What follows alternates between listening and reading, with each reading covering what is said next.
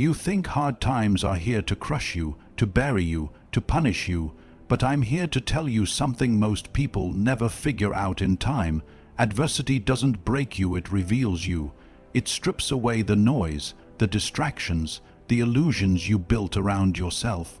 And what's left is the truth, your truth. See, when everything is easy, you can wear any mask you want.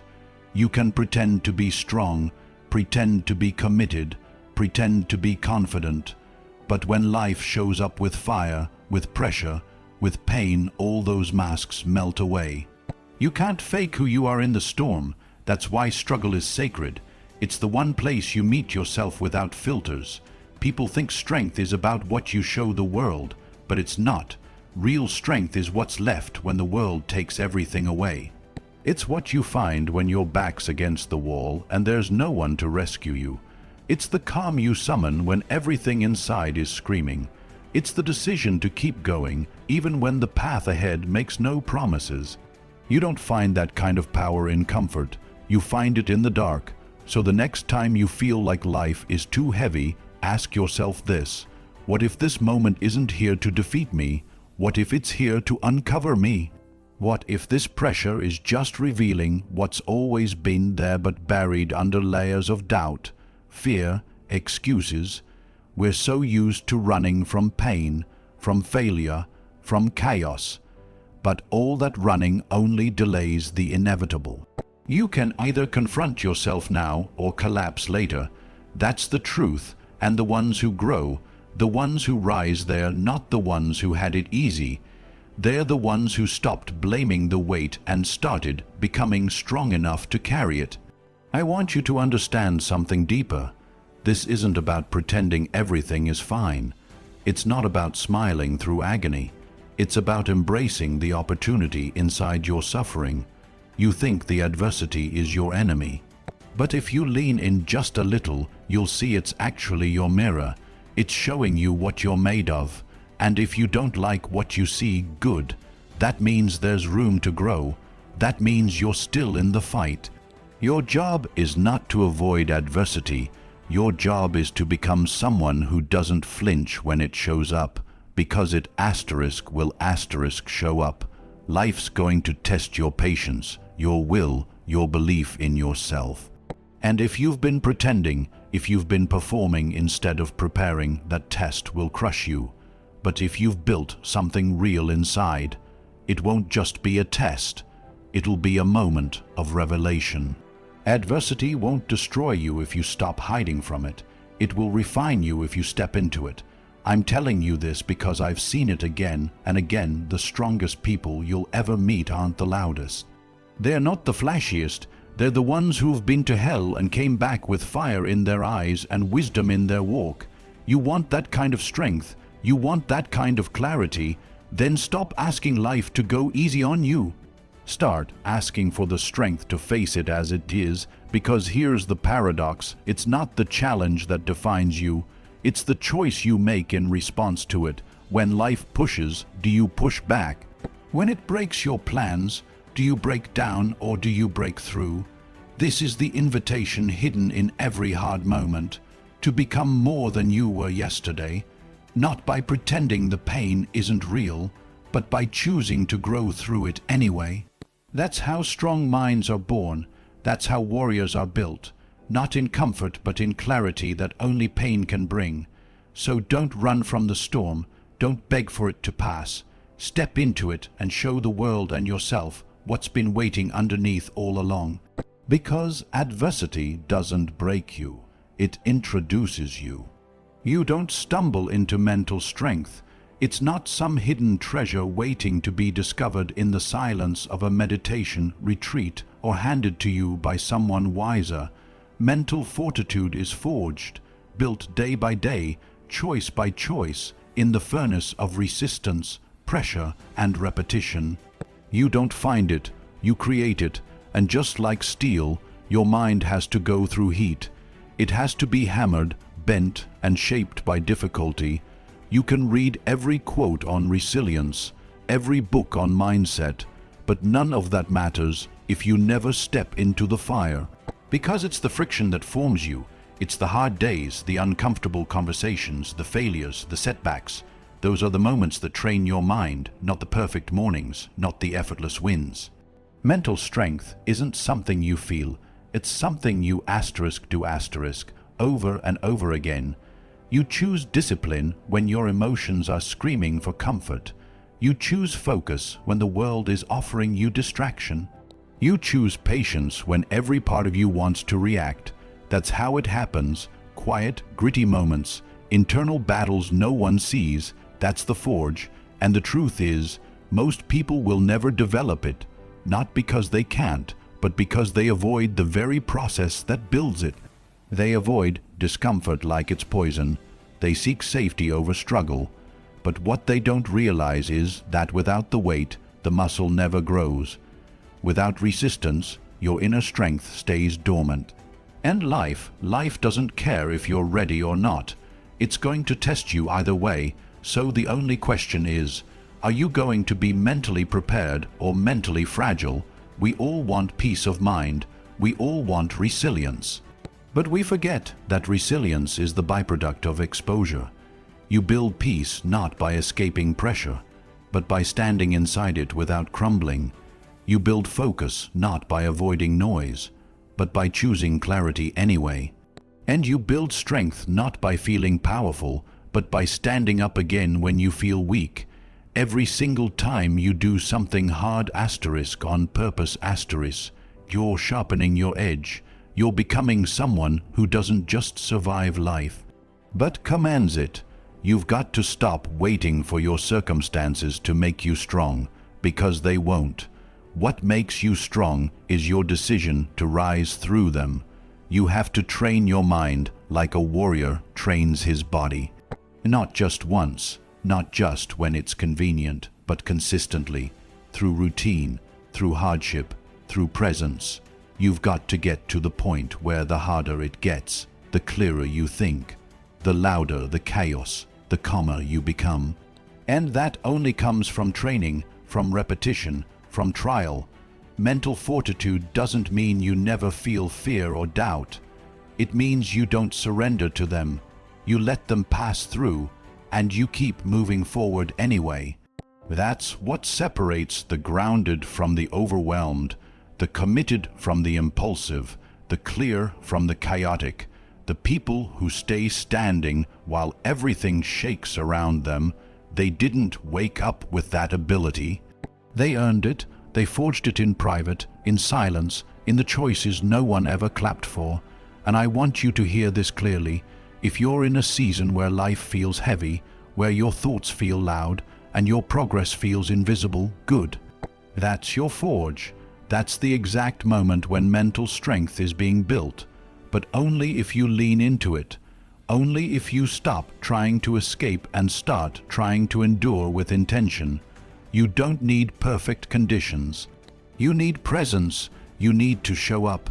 And you need to keep showing up when it's uncomfortable, when you feel like giving in, when no one is watching, especially when no one is watching, because that's the raw material of inner power, integrity with yourself. So stop asking if you were born strong enough. You weren't. None of us were. We all had to forge it. And you can too. But only if you stop waiting to feel ready and start acting like the person you're trying to become. Because mental fortitude isn't given. It's not found. It's forged. One tested moment at a time. We all say we want to grow. We all say we want to be better, stronger, more grounded, more focused. But the moment struggle shows up, we flinch. We label it unfair. We resist it, avoid it, curse it. Yet what we don't realize is that struggle is the teacher we needed all along. Not the comfortable moments, not the easy wins.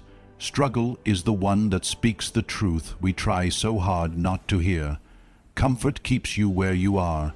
It whispers in your ear that you're fine, that there's no need to stretch, no need to challenge yourself. Comfort is the illusion that you're progressing just because time is passing. But struggle doesn't lie. Struggle strips you down. It exposes your weaknesses and shines a spotlight on your blind spots. It doesn't flatter you, it sharpens you, and in that sharpening, if you stay present, you learn more about yourself than a lifetime of ease could ever teach. You learn what you're made of when nothing is going your way. You learn how deep your patience really goes when the delays keep piling up. You learn how much discipline you've actually built when your motivation disappears. In struggle, there's no faking, there's no pretending. You either adapt or you break. You either rise or you retreat. And that truth, that's the training ground of the mind. We grow through what we wrestle with, not what we coast through. Just like a muscle only grows by being torn and rebuilt, the mind strengthens by being stretched and challenged. The situations that frustrate you, the people that trigger you, the failures that humble you, they're all teachers, not enemies. And the longer you treat them like enemies, the longer you stay stuck in the same cycle, asking why nothing's changing. Struggle is not a punishment, it's a process. It's the pressure that molds the shape of your future. But most people never reap the benefits of it because they want the wisdom without the wounds. They want the clarity without the chaos. They want the strength without the strain, but that's not how this works. Nothing valuable is born in ease. It's forged in friction. It's sculpted by effort. And the lesson doesn't always come packaged in a grand revelation. Sometimes it's subtle. It's in the day you wanted to give up but didn't. It's in the moment you paused instead of reacting. It's in the way you spoke to yourself when things went wrong. Struggle teaches you how to meet life with strength instead of resistance. It teaches you that growth isn't loud.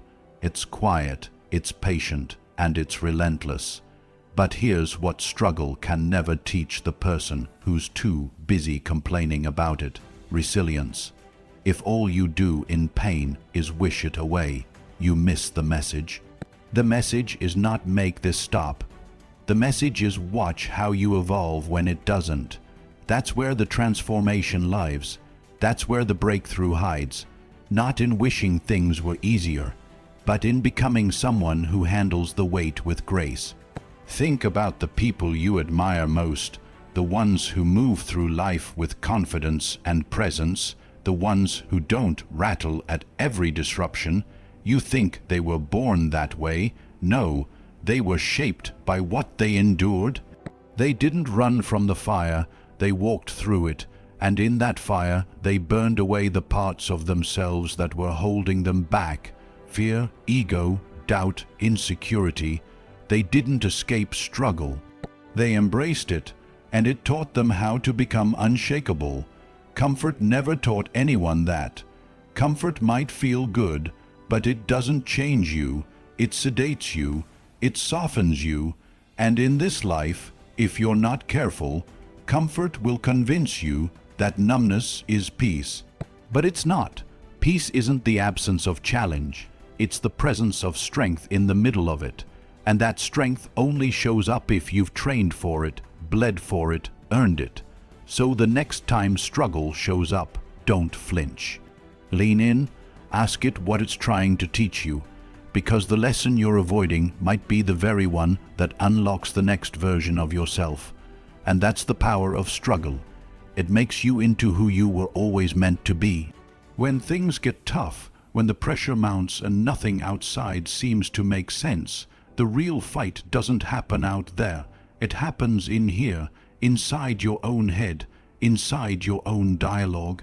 That quiet voice narrating everything you go through. It becomes either your greatest weapon or your heaviest chain. Most people never realize that. They think the war is with the world, with their boss, with their problems, with their past. But the war starts way before that. It starts in the sentences they say to themselves when no one's listening. Your mind is always talking, always interpreting, always labeling, always deciding what something means before you even have a chance to think. And when you're going through hard times, that voice gets louder. That's when the inner dialogue becomes the battlefield. One side pushing fear, the other trying to hold the line with discipline. One side spinning stories of failure, the other side whispering that you've survived worse. The struggle may look external, but it's the internal that decides which direction you move next. Now think about this. You could be in a completely manageable situation, but if your inner dialogue is filled with panic, you'll suffer. You could have all the tools you need, but if that voice inside tells you you're not enough, you'll hesitate, you'll self-sabotage, you'll shrink.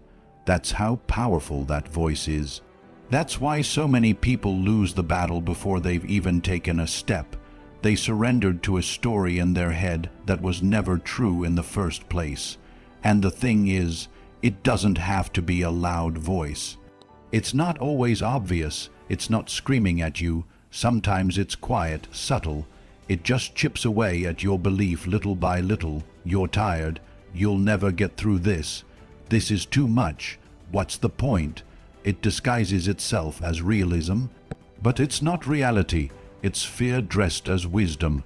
It's ego pretending to protect you.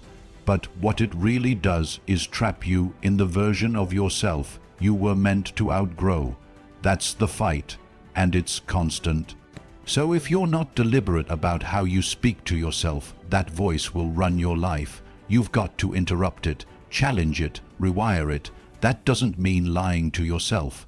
It doesn't mean ignoring reality. It means taking control of the narrative inside your mind so that it serves you, not sabotages you. Because here's the truth. Every time you choose courage over comfort, every time you stay calm under pressure, every time you breathe through frustration instead of lashing out, you're training that voice. You're reshaping it. You're creating a new default. The inner dialogue starts shifting from "I can't" to "let's see what I'm made of," from "why is this happening" to "what can I learn from this," from "this is breaking me" to "this is building me." And that shift is everything, because once your inner world gets stronger, the outside world can throw whatever it wants at you, and you won't crumble, you won't be easily shaken, you'll see the storm and you'll stay grounded. You'll hear the noise and you'll choose not to react. That doesn't mean you don't feel pain. It means pain doesn't own you. That's the strength that changes everything. You want a stronger mind? Start with a stronger voice inside. Start with catching those automatic thoughts that pull you down and replacing them with direction, clarity, and purpose. Train that voice to be your ally, not your enemy, and it won't happen overnight. It takes repetition, discipline, forgiveness, but that's how battles are won. One decision at a time, one breath at a time, one thought at a time. Because when life hits hardest, your mind will be the only thing standing between who you are and who you could have been. So build it, protect it, master it, and remember this: the voice in your head doesn't have to be your critic. It can be your coach. It can be your anchor. It can be the reason you keep going when everything else says stop. And when that happens, when the voice inside is finally stronger than the noise outside, that's when you become unstoppable.